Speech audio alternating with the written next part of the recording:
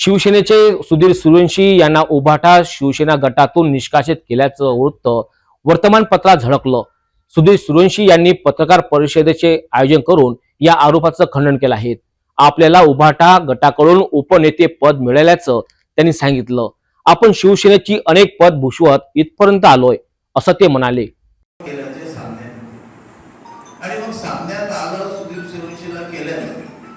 त्याच्यानंतर माझ्यासोबत तीन तेव्हा मान्य नितीनजी, मी स्वतः आणि एक मुंबईचे असे 3 लोकांना उपनेत्याची जबाबदारी दिली होती।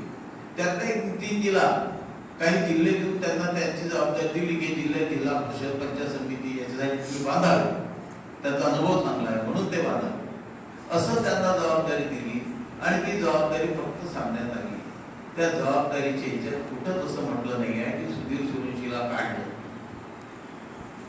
आणि असं नसतानाही अशा मोठ्या पेपरनी की ज्यांच्यावर लोकांचा विश्वास आहे, ज्यांच्यावर जनतेचा विश्वास आहे आणि माझाही स्वतःचा विश्वास आहे, त्या पेपरने एकदम हटा दिया, निकाल दिया, बरखास्त किया असं लिहून माझ्या वैयक्तिक हिच्यावर मला खूप त्रास।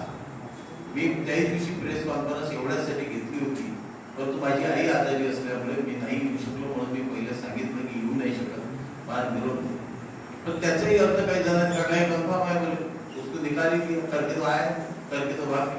अरे मी गेल्या कित्येक वर्षापासून अमरावतीत शिवसेनेचा तालुका प्रमुख, शिवसेनेचा उपजिल्हा प्रमुख, शिवसेनेचा जिल्हा प्रमुख आणि जिल्हा प्रमुखानंतर संपर्क प्रमुख, सहसंपर्क प्रमुख आणि मग संपर्क प्रमुख आणि त्याच्यानंतर सन्माननीय उद्धवजी इतके वर्षाचे काम मी करत असलेलं काम आणि आम्ही वागत असलेलं पक्षासाठी केलेलं या सर्व गोष्टीचा विचार करून मला उपनेता म्हणून त्यांनी त्यांच्या महाराष्ट्राच्या वतीत किंवा त्यांच्या उपनेता म्हणून काम करण्यासाठी त्यांनी माझं उपनेता म्हणून हे पद जाहीर केलं। आणि माझ्या जीवनातलं सर्वात मला आनंदाचा तो विषय आहे।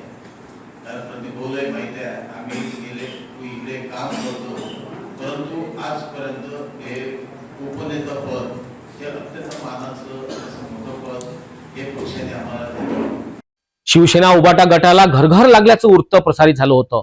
शिवसेना 2 गटात विभागल्या गेली आहेत, त्यामुळे निष्ठावरांची पंचायत झाली आहे।